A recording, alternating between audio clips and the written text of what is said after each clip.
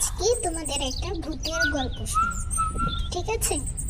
তার আগে তোমরা আমার চ্যানেলটা সাবস্ক্রাইব করে দাও।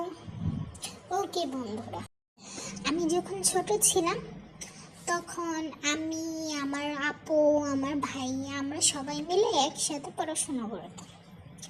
তো তখন ওই সময় ভূত FM নামে 98.4 একটা অনুষ্ঠান চলতো রেডিওতে। তো তখন আমরা শুনতাম ওগুলো। তা আমি তো তখন ছোট ছিলাম, তাই আমার বোন আমাকে শুনতে দিত না।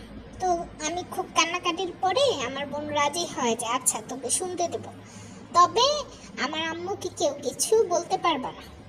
আমিও রাজি হয়ে গেলাম, হ্যাঁ আমি আম্মুকে কিছু বলবো না এবং আমি ভয়ও পাবো না। আচ্ছা, রাত 12টার পরে যখন শুরু হলো, ওমা আমি তো ভয়ে শেষ একদম। আসলে আমি ভয় পেতাম না, ভয় পেয়েছি মূলত আপুর জন্য। আপু বলে, দেখ তোর পিছনে ওইটা কি।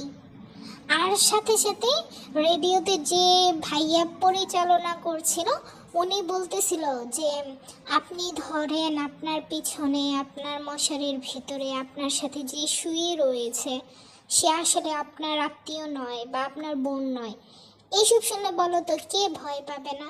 এইসব শুনে তো আমি এত ভয় পেয়েছি, আমি ভয়ে কান্না করে দিয়েছি। তারপর আর কি, তারপর আর ওই দিন আমাদের ভূত FM শোনাই হলো না। টাটা।